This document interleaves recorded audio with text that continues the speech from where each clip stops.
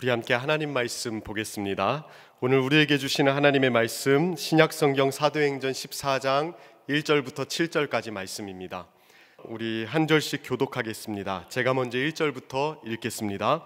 이에 이고니온에서 두 사도가 함께 유대인의 회당에 들어가 말하니 유대와 헬라의 허다한 무리가 믿더라.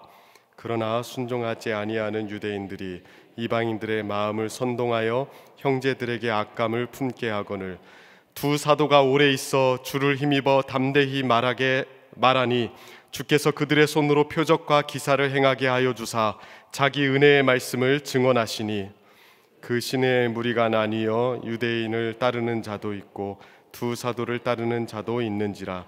이방인과 유대인과 그 관리들이 두 사도를 모욕하며 돌로 치려고 달려드니 도망하여 루가오니아의 두 성 루스드라와 더베와 그 근방으로 가서 함께 읽습니다. 거기서 복음을 전하니라. 아멘. 사도 바울은 지금 계속해서 복음을 전하고 있습니다. 근데 사도 바울이 복음 전도자로 세움을 받았다.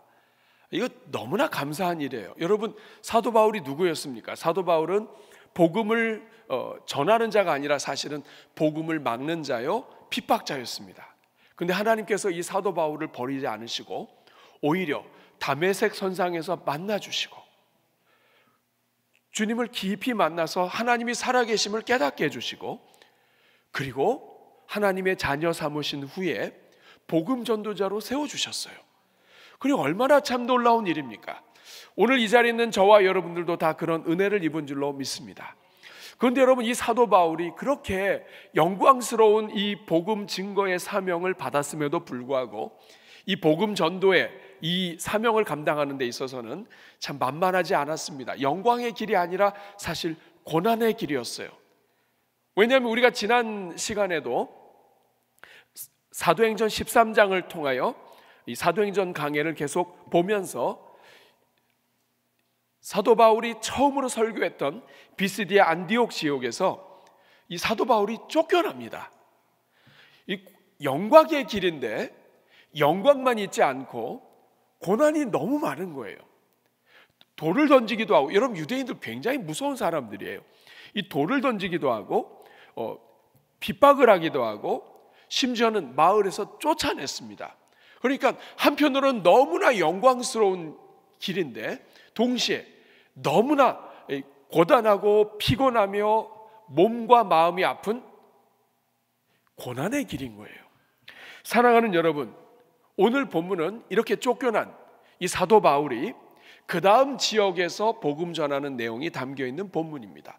여러분, 이 사도 바울은 어디로 이동을 했을까요?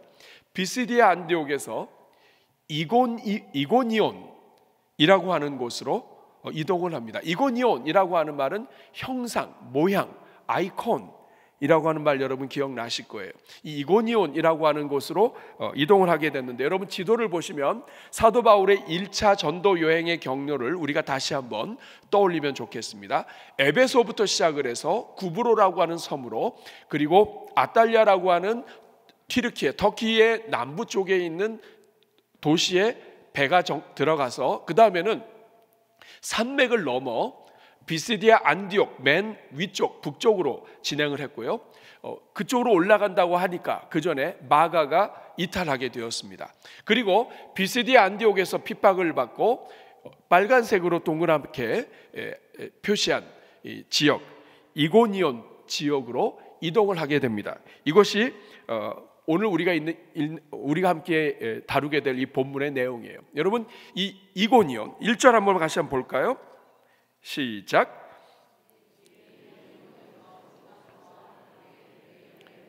들어가 말하니 유대와 헬라의 비스디아 안디옥에서 나와서 이고니온이라고 하는 지역으로 옮겨갔습니다.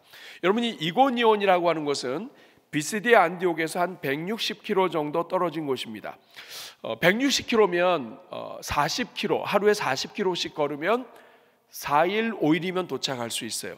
근데 제가 사도 바울의 성격을 보니까 그냥 우리 다른 데로 가자 해서 그냥 무작정 쉬지도 않고 이고니온 갈 사람은 아닌 것 같아요. 가다가 사람 만나면 또 복음 전하고 또 이 말 들리면 그 영혼을 위해서 복음 전할 수 있는 사람이에요. 그러니까 최소한 5일 그 이상의 기간을 이렇게 지내면서 이고니온이라고 하는 곳으로 갔을 거예요. 여러분, 이 이고니온은 고원지대에 속한 도시이긴 하지만 높은 산맥으로부터 내려오는 그 물과 아주 넓은 평원과 그리고 좋은 이 지형과 이 기온으로 말미암아 농사가 아주 잘 되는 지역입니다. 지금도 이 지역은 코냐라고 하는 이 지역입니다. 그러니까 이고니온이 지금의 코냐예요. 코냐는 그리스 튀르키예 성지 순례를 하시는 분들은 반드시 비시디아 안디옥과 코냐를 거치게 되어 있어요. 여러분들 중엔 다녀오신 분들도 있겠지만 이번 성지 순례 일정에도 이 코냐라고 하는 곳이 포함되어 있습니다. 이 코냐는 아름다운 곳이에요. 봄에는 아주 많은 곳에 이 꽃이 피어 있는 곳이고, 그리고 이 코냐에서는 굉장히 많은 농산물이 나오는데 그 중에서도 체리와 살구 등이 많이 나오지만 특별히 이 튀르키예 전체에서 이 밀이 굉장히 많이 생산되는 곳입니다. 이곳에서만 밀이 나오는 것으로만 이 터키 지역 전체가 다 먹고 산다고 할 정도로 굉장히 많이 나오는 곳이에요. 그런데 이렇게 너무나 아름다운 곳이지만 동시에 이 아름다운 곳이 가장 핍박과 아픔의 도시였습니다. 우리가 좀 전에 살펴본 것처럼 이고니온으로 들어왔는데 1절을 다시 보시면 이고니온으로 들어왔는데 사도 바울은 전도할 때 패턴이 있어요. 가장 먼저 어디로 들어가나요? 그 도시에 들어가게 되면 그 도시의 회당입니다. 맞춰주셨어요. 어디를 가든지 사도 바울은 회당으로 들어갑니다. 왜 사도 바울은 회당으로 먼저 갈까요? 그는 사도 바울의 심장 속에 있는 불 때문이에요. 사도 바울의 가슴 속에는 불이 있습니다. 어떤 불이 있냐면 우리 민족이 먼저 구원받아야 된다는 거예요. 내 백성, 내 민족이 먼저 구원받아야 된다. 그래서 유대인들이 모인 곳에는 항상 회당이 있고 10명의 유대인이 하나의 회당을 세울 수가 있어요. 그 회당이 있는 곳에 가서 먼저 유대인들에게 복음을 전하고 그 유대인들의 이 회당에 들어와 있는 이방인들에게도 복음을 전하려고 하는 것이 이 사도 바울의 전략이었습니다. 그런데 이렇게 1절 말씀을 보니까 이고니온에서 사도가 함께 유대인의 회당에 들어가 복음을 전했는데 이게 웬일입니까? 유대와 헬라의 허다한 무리가 믿더라. 복음을 전하는 하나의 패턴이에요. 회당에 들어갑니다. 복음을 전합니다. 하나님이 구원하시기로 작정된 사람들은 다 믿게 됩니다. 그런데 여기에서 끝나는 것이 아니라 항상 이 회당에서 복음을 전하다 보면 어려운 일이 또 생겨요. 오늘 2절 말씀을 보니까 2절에 극렬한 반대자들, 그러나 순종하지 아니하는 유대인들이 생겼습니다. 그리고 이들이 이방인들의 마음을 선동해서 형제들에게 악감을 품게 했습니다. 여러분, 여기서 순종하지 않는 유대인들은 불신자들을 이야기하고 그리고 유대교의 철저한 숭배자들 가운데 이야기합니다. 여러분, 지금 분명히 앞에 1절에서는 유대인들과 이방인들 중에 허다한 무리가 많은 사람들이 주께로 돌아왔습니다. 믿었습니다. 그런데 이렇게 유대인들이 처음에는 믿는 걸 좋아해요. 왜냐하면 이 복음을 전할 때 유대인들의 귀에는 쏙쏙 들어와요. 사도 바울이 누굽니까? 율법 선생이에요. 그리고 사도 바울은 유대인들이 성경을 너무나 잘 안다는 걸 알기 때문에 유대인들이 아는 말씀을 가지고 복음을 전합니다. 구약에 그렇게 많은 제사들이 있었는데 그 제사는 피 흘림을 통해서 우리의 죄를 사하는 것이다. 그런데 구약에 예언된 그 예수 그리스도, 구약에 예언된 그 피 제사가 장차 오실 분을 이야기하는데 그분이 예수님이시다. 그 예수님이 십자가에서 우리의 죄를 위하여 피를 흘리셨으므로 믿는 자마다 모든 죄를 사하게 인도하셨다. 예수님이 누구냐? 아브라함의 후손이요 다윗의 자손이다. 자, 이렇게 하면서 복음을 전하니까 유대인들은 이걸 다 알아요. 그러니까 유대인들이 많이 믿어요.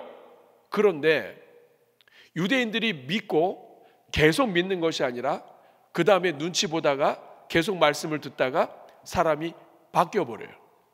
왜 이런 일이 일어나느냐? 회당 안에 있는 이방인들 때문입니다. 여러분, 그 당시에 회당에는 세 종류의 사람들이 있었어요. 첫째는 유대인이에요. 유대인들은 회당에 들어올 수 있습니다. 두 번째 종류가 있습니다. 두 번째는 누구냐면 개종한 이방인이에요. 이방인이지만 유대교를 믿고 개종한 사람들, 이방인이지만 유대인이 되기 위해서는 할례를 받아야 돼요. 할례까지 받은 사람, 굉장히 대단한 사람들이죠.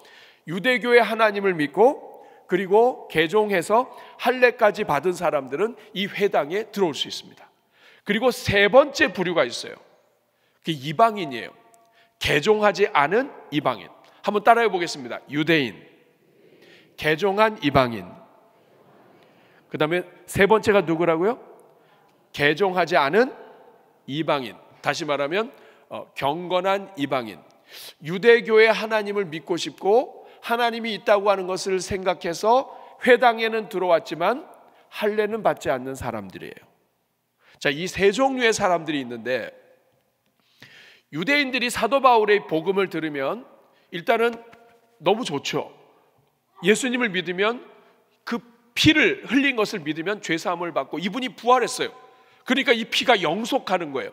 이 표의 효력이, 피의 효력이 계속되니까 너무나 이 복음이 잘 들어와요. 그 자기들이 구원받은 거 감사해요. 그래서 믿었어요. 또 옆에 있는 개종된 이 이방인들도 문제가 안 돼요. 왜냐하면 개종했잖아요. 할례까지 받았어요. 이 사람들은 똑같이 유대인처럼 인정할 수 있어요. 그런데 문제가 뭐냐면 이방인이에요. 이방인들이 회당에 들어와 있는데 이 사람들은 할례도 안 받았어요. 유대인들은 또 개종한 이방인들은 율법을 지키고 말씀대로 살기 위해서 노력하고 그리고 힘을 다해서 계속해서 이 모든 이 활동들을 해요. 그러니까 계속해서 율법을 지키고 또 말씀대로 살려고 노력을 해요. 그러니까 인정이 돼요. 그런데 이방인들은 아니에요. 이 사람들은 자기들 하고 싶은 대로 해요. 그리고 하나님을 믿는 것도 제대로 믿지 않아요. 그런데 할례도 받지 않았는데 유대교에 들어오지도 않았는데 이 이방인들이 예수님을 믿고 구원받는다? 이건 안 되는 거예요. 이건 있을 수 없는 일이에요. 왜냐? 하나님은 유대인들을 선택하셨는데 유대인들 외에 할례도 받지 않고 예수님 믿고 구원받는다? 듣기는 좋지만 유대인과 이방인이 차이가 없는 거예요. 더군다나 유대인들은 이방인이 개종하지도 않고 구원받았다는 이 말 자체를 인정할 수가 없어요. 더 큰 문제는 회당의 운영이 안 돼요. 회당이 운영되려면 회비도 걷어야 되고 그리고 이 회당이 되려면 이 이방인들도 들어와야 되고 자꾸만 개종한 사람들이 들어오고 하면서 이런 여러 가지를 통해서 회당이 운영되는데 갑자기 예수님의 복음이 전파되더니 이방인들이 할례도 받지 않고 구원받고 나 이제 구원받았다 그리고 이러니까 이게 회당에 문제가 생기는 거예요. 그러니까 처음에는 복음을 들었을 때는 아멘으로 받다가 이방인들을 보니까 정이 떨어지고 회당을 보니까 이거 안 되는 거예요. 그래서 이 유대인들이 극렬하게 반대를 합니다. 악감을 가지겠다. 이것은 사람들을 막 노하게 부추기고 그리고 해를 끼치도록 악한 감정을 갖게 해서 결국 그 악한 일을 하게 만들었다는 뜻이에요. 사랑하는 여러분, 누가 도와줘도 어려운데 반대하고 사람들을 선동하고 그리고 사람들을 속여서 악한 감정까지 다 갖게 하고 그리고 결국에는 단체로 때로 대적을 하면 이 얼마나 어려운 일이에요. 사랑하는 여러분, 그런데 이러한 일은 오늘날에도 일어납니다.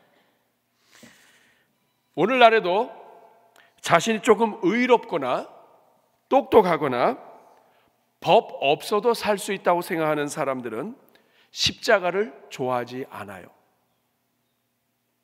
아니 어떻게 똑같아요? 나는 열심히 살았고 또 법 없이 살 정도로 나는 법을 지키면서 살았는데 쟤는 문제도 많고 미안합니다. 이거 여기 앉아요. 큰일 났네 이거. 쟤는 문제도 많고 법도 지키지 않고 어렸을 때부터 삐딱했고 그런데 예수님 믿고 다 구원받았다고 그러니까 이 말이 안 되잖아요. 사랑하는 여러분, 인간이 얼마나 이 뼛속 깊은 곳에서부터 죄덩어리인지를 사실 우리가 알아요. 누가 가르쳐주지 않아도 우리는 죄가 뭔지를 알아요. 바른 것보다는 악한 것들이 우리 속에서 막 나와요. 누가 잘 되는 것을 보면 배가 아파요. 이런 것들이 우리 속에는 누가 가르쳐주지 않아도 있어요. 우리 인간이 이렇게 뼛속 깊이 죄인인데도 불구하고 내가 남보다 조금 더 낫고, 내가 남보다 조금 더 법을 알고, 내가 남보다 조금 더 똑똑하고, 내가 남보다 조금 더 가졌다는 이것 때문에 교만해서 다른 사람들을 인정하지 않으려고 하는 것, 이것이 우리 인간의 속물 근성이에요. 사랑하는 여러분, 사도 바울은 예수 그리스도의 십자가 외에는 결코 자랑할 게 하나도 없다고 얘기합니다. 자기의 혈통, 자기의 자랑 다 배설물이다 라고 얘기해요. 근데 여러분, 오늘 우리는 성경을 믿고 사도 바울을 좋아하면서 요거는 우리가 안 따라갑니다. 십자가만 자랑하는 게 아니라 십자가도 자랑하고, 그리고 자기 과거와 경력과 자기의 능력도 자랑합니다. 다시 말하면 십자가를 제대로 못 만난 거예요. 사랑하는 여러분, 유대인들의 한계가 이거예요. 분명히 예수님을 믿어요. 그런데 자기 유익을 위해서, 회당을 위해서라면 예수님이고 뭐고 없어요. 사랑하는 여러분, 그렇다면 오늘 주보에 나와 있는 본문의 설교의 제목처럼 이렇게 극심한 반대에 부딪히게 되었을 때, 복음을 전하다가 이렇게 극심한 반대에 부딪히게 되었을 때 바울과 바나바는 어떻게 대응합니까? 여러분, 오늘 이 질문은 우리에게 주시는 질문이에요. 우리가 신앙생활을 하고 예수님을 잘 믿다가 극심한 반대 혹은 아주 어려움, 고난, 환난을 만나게 되었을 때, 내가 정말 교회를 사랑하는 마음으로 교회를 섬길 때, 그러나 그런 과정에서 무슨 일이 일어났을 때 나는 어떻게 반응하고 대해야 하는가? 바울과 바나바가 극심한 반대 속에서 대응하는 이 모습을 통해 하나님이 우리에게 가르쳐 주시는 것은 무엇인가? 우리 또한 어떻게 반응해야 하는가 하는 것을 오늘 본문을 통해서 우리에게 가르쳐 주십니다. 사랑하는 여러분, 신앙생활 하다가 어려움 당했을 때, 문제가 생겼을 때, 극심한 반대가 있거나 정말 피치 못할 고난이 찾아왔을 때 여러분 어떻게 반응해야 됩니까? 우리 성도는 무엇을 가장 먼저 중요하게 여겨야 합니까? 오늘 본문에는 그 사도 바울의 그 환난을 이기는 방법이 나와 있어요. 첫 번째는 뭐냐면 가장 먼저 영혼들을 생각하는 거예요. 한번 따라하겠습니다. 영혼들을 먼저 생각하라. 오늘 3절에 보니까 두 사도가 이렇게 오래 있어 라고 시작합니다. 우리 한국어 성경에는 그냥 두 사도가 오래 있어 이렇게 되어 있지만 원어를 보면 그래서, 다시 말하면 사람들이 악감을 품게 하고 반대하고 이런 일을 벌였을 때에 그래서 그렇기 때문에 두 사도는 오래 있게 되었다. 이 오래 있는 것이 원어 성경이나 한국어 성경이나 가장 먼저 나옵니다. 두 사도의 첫 번째 반응은 뭐냐면 오래 있는 거예요. 한번 따라하겠습니다. 오래 있어. 원어 그대로 얘기하면 상당한 기간을 그 자리에 머물며, 이런 뜻입니다. 여러분, 두 사도는 지금 복음을 전도하는 여행 가운데 있기 때문에 바빠요. 그런데 환난이 오고 핍박이 오고 사람들끼리 담합을 해서 괴롭힐 때 막 악감을 품게 하는 이 환경 속에서 사도 바울과 바나바가 선택한 첫 번째는 오래 있는 거였어요. 왜 오래 있었을까요? 이들이 오래 있는 이유가 뭘까요? 여러분, 현 상황에서 최고의 방법은 도망가는 거예요. 떠나는 거예요. 그게 상책이에요. 핍박하고 유대인들 돌로 던지려고 하고, 유대인들 무서운 사람들이라고 그랬죠. 율법을 어기거나 하나님을 기쁘시게 못한다는 막 돌을 던질 수 있는 사람들이에요. 아마 그래서 하나님께서 이 유대인들을 그냥 두지 않으셨던 것 같아요. 복음을 반대하고 예배를 반대하고 영혼 구원을 받는 것을 조직적으로 반대하는 이것을 우리 주님께서 유대인의 역사를 통해서 심판하신 것 같아요. 근데 여러분, 유대인들이 이렇게 했을 때 첫 번째 이 사도 바울이 선택한 것은 오래 있는 거예요. 다시 한번 하겠습니다. 오래 있어. 그렇게 하시면 안 되고 오래 있어 이렇게 하셔야 돼요. 네. 여러분 왜 오래 있었을까요? 그것은 바로 영혼들 때문이에요. 만약에 바로 그 자리를 피하면 이제 복음을 전해서 이제 막 새 가족이 되고 예수님 믿고 구원받은 사람들, 이 사람들의 영적인 구심점이 없게 돼요. 복음을 전하는 사람은 사도 바울과 바나바밖에 없는데 이 두 사람이 사라져 버리면 구원받은 수많은 사람들은 다 부모가 없는 자식이 돼요. 구심점이 없어지고 이제 신앙의 첫 걸음마를 했는데 영적으로 성장할 수 있는 말씀이 없게 돼요. 그러니까 사도 바울과 바나바는 자기들의 안위를 위해서는 바로 그 자리를 도망가야 돼요. 그런데 그 모든 위협과 협박에도 불구하고 거기에 오래 있습니다. 그 이유가 무엇이라고요? 영혼들을 위해서예요. 특별히 믿음이 연약한 영혼들. 만약에 비겁하게 도망치듯이 없어졌다고 그래봐요. 여러분 이제 막 예수님 믿은 사람들이 실망할 거예요. 생각해 보세요. 하나님의 아들 예수 그리스도는 한 영혼을 구원하시기 위해서 하늘 보좌를 버리고 십자가에 달려 죽으셨어요. 죽기까지 사랑하셨어요. 그 죽기까지 사랑하신다는 그 복음을 전하는 사람이 핍박을 받는다고 없어져 버렸어요. 그러면 그 예수님과 복음 전하는 사람이 매치가 연결이 안 돼요. 실망하게 될 거예요. 복음을 버릴 수도 있어요. 그러니까 왜 오래 있었는가?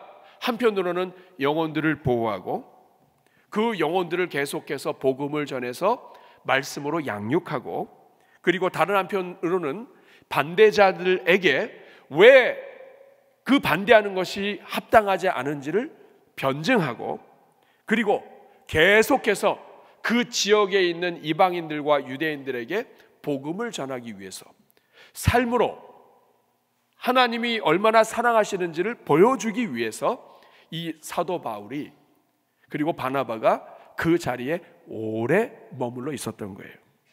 사랑하는 여러분, 우리가 무슨 일을 당하든지 어떤 일이 있든지 가장 먼저 생각해야 될 것, 어린 영혼입니다. 한 영혼. 사랑하는 여러분, 우리 주님께서는 한 영혼을 구원하시기 위해서 하늘 보좌를 버리고 이 땅에 오셨어요. 그런데 여러분, 우리는 너무나도 자주 우리가 생각하는 것, 우리가 옳다고 생각하는 것 때문에 영혼들을 버리거나 약해지거나 죽게 만드는 것을 우습게 생각할 때가 많아요. 여러분, 우리 예수님께서 하신 말씀 중에 정말 무서운 말씀이 있습니다. 너희가 이 소자 하나를 실족하면, 소자는 아주 어린 영혼이에요. 이 어린 영혼, 믿음이 약한 영혼을 실족하면 차라리 연자 맷돌을 목에 걸고 물에 빠지는 것이 나으니라. 이 말이 무슨 뜻이에요? 영혼을 실족할 때마다 연자 맷돌 목에 걸고 물에 들어가라는 얘기인가요? 여러분, 연자 맷돌이 뭔지 아세요? 맷돌은 아시나요? 여러분, 맷돌만 목에 걸어도 못 나옵니다. 여러분, 연자 맷돌은 짐승이나 노예나 이렇게 아주 큰, 너무나 커서 여럿이서 돌려야 되는 게 연자 맷돌이에요.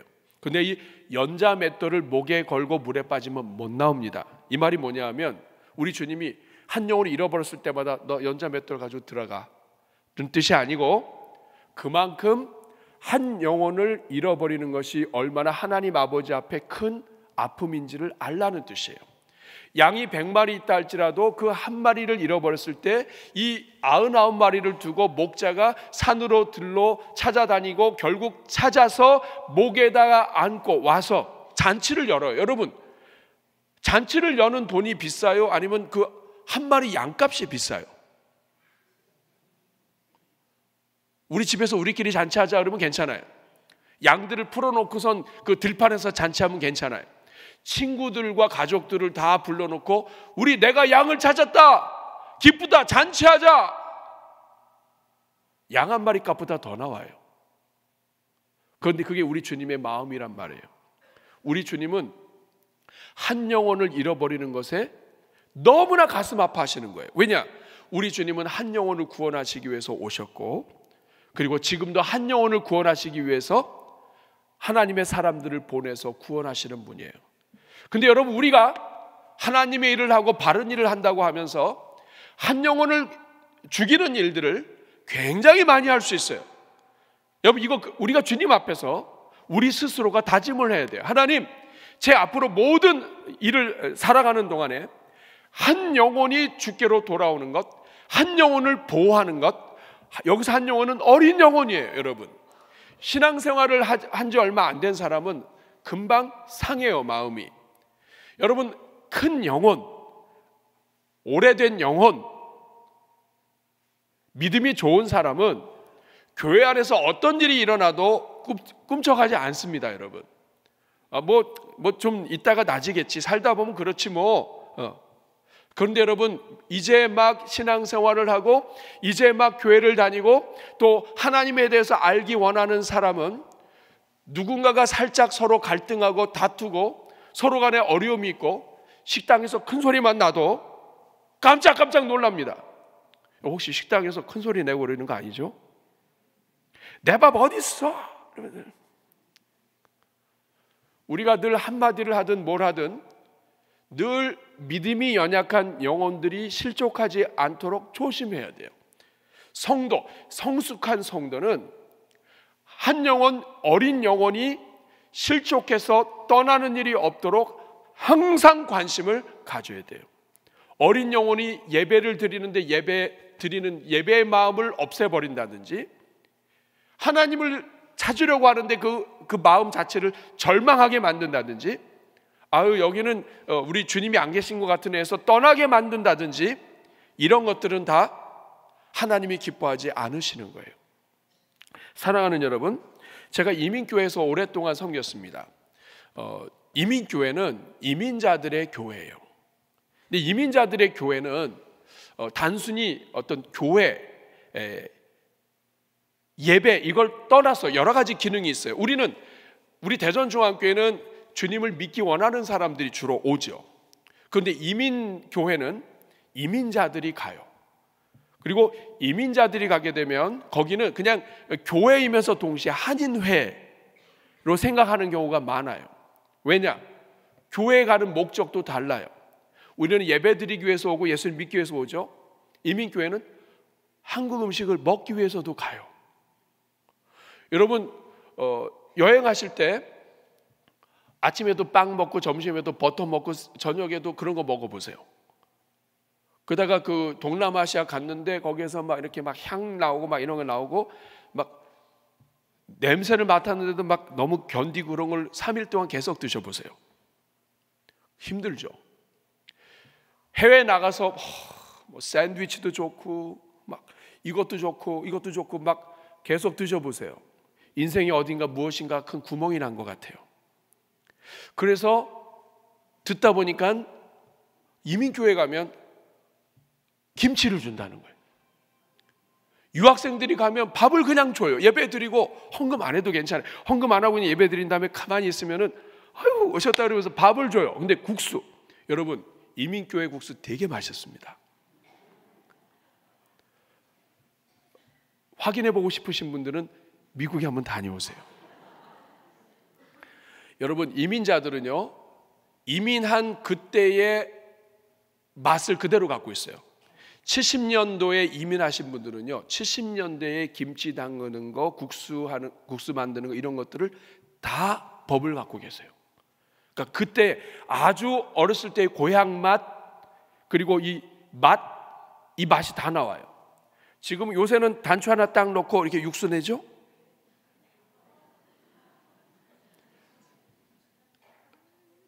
이민교회는 안 그래요. 미국 멸치 되게 커요. 다시마도 엄청 커요. 그러면 그런 걸 다 해서 70년대에 미국 가신 분들이 그거 가지고 막 해서 국수를 먹으면 진짜 맛있어요. 거기다 김치도 70년대 가신 분들이 할머니 할아버지들이 거기에서 김치를 담가요. 김치 사고 막 이런 게 아니에요. 그럼 여러분 그거 먹기 위해서 가다가 교회가 좋아서 있다 보면 예수님 믿는 것보다 한인회로 모였고, 그리고 거기서 이렇게 자꾸 활동하다 보면 오래 있었던 이제 집사도 받게 되고 또 세례도 받고 하긴 하는데 그냥 한인회예요. 그러다 보면 교회에서 무슨 일이 일어났을 때 한 영혼을 먼저 생각하고 하나님의 뜻과 법대로 해야 되는데 그게 아니라 한인회의 방식으로, 세상에서 내가 했던 방식으로 일을 처리할 때가 많아요. 그러다 보면 교회에 들어와 있는 새가족, 영혼들, 어린 영혼들이 그냥 나 자신도 모르게 난 한인회를 했고 나는 그게 익숙하기 때문에 이렇게 해야 된다고 얘기했는데 그것 때문에 상처 입어서 나가요. 이런 일들이 비일비재합니다. 사랑하는 여러분, 교회의 중직자는, 교회의 일꾼은, 성숙한 그리스도인은 항상 연약한 영혼을 먼저 생각해야 돼요. 내가 말 한마디 하는 것, 내가 이렇게 행동하는 것, 이것이 저 어린 영혼의 예배를 망치는 일이 없도록, 어린 자녀들이 하나님을 더욱더 사랑할 수 있도록, 실족하지 아니하도록 이렇게 집중해야 돼요. 여러분, 교회에서 생활하거나 가정생활하거나 또 사업을 하거나 무슨 일이 있든지 어려운 일이 생기면 가장 먼저 생각해야 되는 게 그거예요. 한 영혼, 이 일로 인하여, 이 결정으로 인하여 영혼이 상처받는 것은 없는가? 혹시 나 때문에 한 영혼이라도 떠난 일이 생기는 일이 없는가? 이것을 봐야 돼요. 사도 바울이 그렇게 한 거예요. 두 번째, 사도 바울은 가장 먼저는 영혼을 위해서 일하고 그 다음에는 하나님을 위해 담대하게 복음을 전합니다. 한번 따라하겠습니다. 한 영혼을 위하여. 다시 한번, 어린 영혼을 위하여. 그래서 오래 참고 견뎠고, 두 번째는 하나님을 위하여. 하나님을 위하여 복음을 계속 전하는 거예요. 여러분 3절을 다시 보십시오. 두 사도가 오래 있어 주를 힘입어 담대히 말했습니다. 여기 보면 오래 있어, 기억이 나시죠? 두 사도가 오래 있었습니다. 영혼을 위하여. 근데 오래 있으면서 주를 힘입어 담대히 말했습니다. 왜냐? 나를 보내신 분도 하나님이시고 나에게 핍박을 허락하신 분도 하나님이신데, 하나님이 나를 보내신 것도, 이 이고니온에 보낸 것도 복음 전하고 구원받게 하신 것이라면 환난이 오고 고난이 왔다 할지라도 내가, 나를 보내신 분이 하나님이시기 때문에 다른 건 못해도, 먹는 건 좀 덜 못 먹고 그리고 자유롭게 움직이는 거 유대인들 때문에 못할 수 있어도 복음 전하는 것만큼은 내가 해야 된다. 우리 주님이 나를 보내셨기 때문에 나는 복음은 전한다. 그래서 이 복음을 전한 거예요. 사랑하는 여러분, 이건 오늘 우리도 똑같아요. 여러분의 삶에 어떤 문제가 있어도 가장 먼저 영혼을 염려해 주시고, 두 번째는 복음 전하는 일을 중단하면 안 돼요. 힘들어도 어려워도 갈등이 있어도 전도하고 복음 전하는 것, 이것은 교회의 사명이에요. 교회 섬기다 보면 어려운 일들이 있어요. 그러나 전도하고 선교하는 것에는 함부로 손대면 안 돼요. 왜냐? 그게 교회가 살 길이에요. 근데 여러분 3절을 다시 한번 보시면 아주 재미있는 말씀이 있습니다. 은혜로운 말씀이 있어요. 뭐냐면 두 사도가 오래 있어 주를 힘입어 담대히 말했다 얘기합니다. 자, 한번 따라하겠습니다. 주를 힘입어. 여러분, 주를 힘입어가 무슨 뜻이에요? 원어를 보면 주를 힘입어, 이 말은 주를 의지하여, 주님을 위하여 하는 거예요. 근데 우리 성경은 너무 번역을 멋있게 했어요. 주를 의지했더니, 주님을 위하여 했더니 주님을 힘입었다. 의지하는 게 힘입는 거예요. 여러분이 아무리 힘들고 어려워도 그 자리에서 주님을 붙잡는 것, 이것이 주님을 힘입는 거예요. 여러분이 주님을 붙잡는 것, 그게 주님을 위하는 거예요. 모든 것이 힘들고 괴롭고 뜻대로 안 돼도 그 자리에서 주님 붙잡는 그것이 하나님의 능력을 힘입는 거예요. 여러분, 그랬더니 오늘 두 번째 질문입니다. 영혼들을 위하여 자기를 희생하며 하나님을 신뢰했더니 하나님이 어떤 은혜를 베푸셨는가? 그 자리에 붙어 있으면 내가 고난당해요. 그렇지만 영혼들을 위하여 그 자리에서 버티고, 그리고 계속해서 복음 전하는 일을 집중했더니 하나님이 어떤 은혜를 주셨는가? 첫 번째 은혜는 표적과 기사를 통해서 하나님이 증언을 하셨다는 거예요. 여러분, 여기서 중요한 건 뭐냐? 영혼 구원과 그리고 한 영혼에 집중하고 복음 전도에 집중하면 하나님께서 표적과 기사를 선물로 주시고, 그리고 하나님이 그 표적과 기사를 통해서 증언하신다. 여러분 3절 다시 보겠습니다. 같이 읽겠습니다. 시작. 두 사도가 오래 있어 주를 힘입어 담대히 말하니 주께서 그들의 손으로 표적과 기사를 행하게 하여 주사 자기 은혜의 말씀을, 여기 보면 주어가 바뀌었어요. 두 사도가 오래 있었는데, 두 사도가 복음을 담대히 전했는데 주어가 바뀌었습니다. 주님께서 그들의 손으로 표적과 기사를 행하게 하셨어요. 근데 그 다음 말씀이 중요해요. 자기 은혜의 말씀을, 하나님의 은혜의 말씀을 하나님이 표적과 기사로 증언하셨다. 내가 믿음을 붙잡고 믿음으로 간구했더니, 내가 믿음을 붙잡고 한 영혼을 사랑하고 영혼을 불쌍히 여기고 믿음을 붙잡고 그리고 복음을 전했더니 하나님이 표적과 기사를 통해서 은혜의 말씀을 증언하셨다. 하나님이 직접 은혜의 말씀을 전하셨다. 하나님이 이 사도 바울을 통해서 하나님이 하시고자 하시는 말씀을 전하셨다. 왜냐하면 복음 전하는 걸 원하시는 분은 하나님이시니까. 하나님이 복음 전하는데 여러 가지 환경이 막히면 하나님이 표적과 기사를 통해서 그 환경도 꿰뚫어 버리시고, 그리고 하나님께서 표적과 기사도 기적도 베풀어 주시고, 그리고 은혜의 말씀도 하나님이 직접 증명하시고 증언하신다 이 말이에요. 놀라운 은혜입니다. 그리고 여기서 끝나지 않아요. 두 번째는 사람들이 계속해서 주께로 돌아오게 하셨습니다. 4절 말씀을 보니까 그 시내에 무리가 나뉘었습니다. 지금 복음을 전하고 믿다가 한순간 갑자기 유대인들이 전체를 죽어나는 것 같더니 계속 그 자리에 있다 보니까 무리가 이제 나뉘어서 유대인을 따르는 자도 있고 두 사도를 따르는 자도 있다. 지금 이런 자도 있고 이런 자도 있다. 이 말은 굉장히 이 따르는 자들이 많아졌다는 뜻이에요. 하나님께서 영혼 구원의 은혜를 주셨어요. 그리고 세 번째, 너무나 중요한 것을 하나님이 주셨어요. 그것이 뭐냐면 사도의 칭호를 얻게 하십니다. 한번 따라하겠습니다. 사도의 칭호. 제가 오늘 본문을 읽다가 가슴이 탁 이렇게 막 멈추듯이 하면서 발견한 게 있어요. 그것이 뭐냐면 4절 말씀이에요. 사도 바울과 바나바는 12사도가 아닙니다. 이 사람들은 사도가 아니에요. 사도행전 14장에 1절에도 사도라는 말이 나오지만 원어에 없어요. 그냥 이 4절에 사도라고 나왔기 때문에 번역을 그렇게 한 거예요. 그런데 사도행전에서 처음으로 12제자가 아닌데도 불구하고 사도라고 하는 단어가 처음 나옵니다. 그 시내의 무리가 나뉘어 유대인을 따르는 자도 있고 두 사도를 따르는 자도 있는지라. 여기서 처음으로 사도라고 불려요. 바울과 바나바, 특별히 사도 바울은 사도의 자격이 없어요. 핍박자였어요. 그런 자를 우리 복음 전하는 자로 세우셨는데 하나님이 비시디 안디옥에서도 사도라 부를 수 있는데 안 하셨어요. 그런데 바로 이 이고니온에서 핍박에도 불구하고 한 영혼을 위하여 견디고, 그리고 하나님의 영광을 위하여 힘을 다해 복음을 전할 때 성경을 통해 하나님이 새로운 호칭을 주세요. 그게 바로 사도예요. 사랑하는 여러분, 베드로에게 예수님 말씀하십니다. 네가 나를 사랑하느냐? 그렇다면 내 어린 양을 먹이라. 목자의 심정을 가지고 영혼들을 섬겨라. 목자의 심정으로 영혼들, 어린 영혼들을 불쌍히 여기고 돌봐라.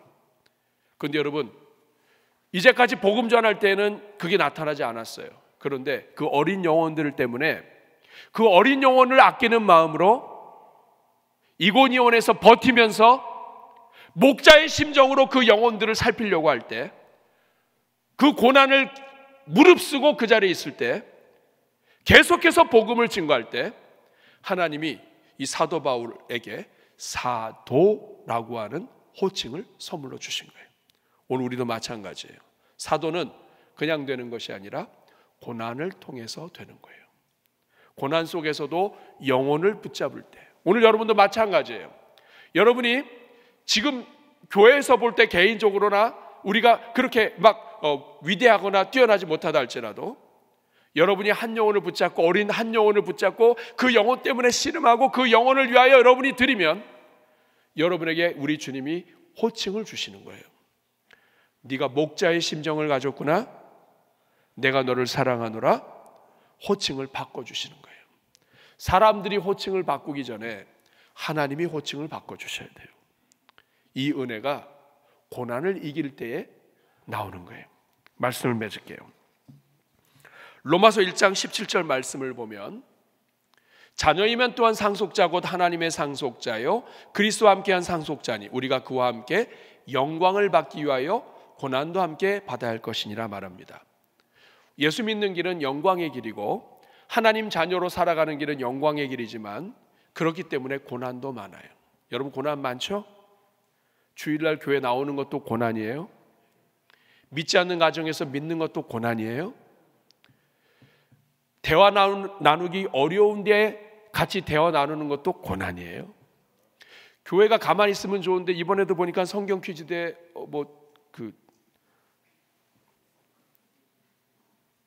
청소기도 주고 이런 거 준다고 그래요. 상박교에서도 그렇지만 성경 퀴즈 준비도 하고 또 때로는 상품을 내놓기도 하고 하여간 신앙생활하는 거 고난이에요. 형편이 좋지 않아도 복음 전하는 거 고난이에요.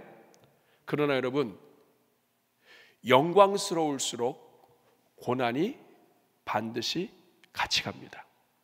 고난이 없는 영광은 없어요. 그래서 사자성어 중에 호사 다마가 있습니다. 좋은 일에는 반드시 시험이 많은 거예요. 비슷한 말 중에 하나 더 있어요. 시어다골 들어보셨나요? 맛이 좋은 준치가 뭐가 많다? 가시가 없는 맛이 좋은 거 그거 많이 없어요. 그럼 가시 때문에 안 먹을 거예요? 여러분 맛있는 고기도 가시가 있는데 정말 하나님의 자녀로 세우셔서 영광의 길로 인도하시는데 고난이 없겠어요? 여러분 고난 많습니다. 그러나 기억하셔야 돼요. 18절 같이 큰 소리로 읽겠습니다. 시작.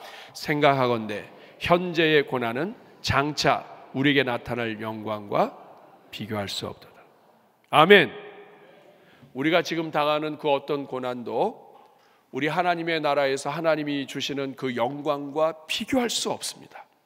그것을 바라보면서 오늘 우리의 힘든 일들도 믿음으로 달려가며 한 영혼을 어린 영혼을 불쌍히 여기며 먼저 영혼을 생각하고 그리고 어떻게 해서든지 복음 전하는 하나님의 일꾼 되도록 우리 여러분 자신을 드릴 때에 하나님이 큰 은혜 주실 줄로 믿습니다. 우리 한번 가슴에 손을 얹고 기도하겠습니다. 자비로우신 주님, 오늘 이 자리에 있는 주의 종들을 축복합니다. 하나님 아버지 인도하여 주시고 어떤 어려움과 환경 속에서도 주님을 높이는 주의 종들 다 되게 하여 주시옵소서. 예수님의 이름으로 축복하며 기도하옵나이다. 여러분 아까 드렸던 전도 작정, 태신자 작정 서로 한번 꺼내 보시기 바랍니다. 혹시 펜이 없으신 분들은 손을 들으시면 우리 뒤에서 우리 안내위원들이 여러분들에게 펜을 주실 겁니다. 우리 헌금 특송 하시는 동안에 여러분들이 작정을 하셔서 여러분의 이름을 써서 내주시면 좋겠습니다. 우리 헌금위원들한테 또 우리 안내위원들한테 직접 주셔도 되고요. 또 찢어 주셔도 되고 통째로 주셔도 되고 눈에 보일 때 주시는 게 더 좋겠습니다. 또 미처 주시지 못하신 분들은 나가시면서 함에다 넣어주시면 되겠습니다. 혹시 펜이 없으신 분들은 손 들으시면 되겠습니다. 기도하시면서 정말 한 영혼을 올려드릴 수 있기를 바랍니다.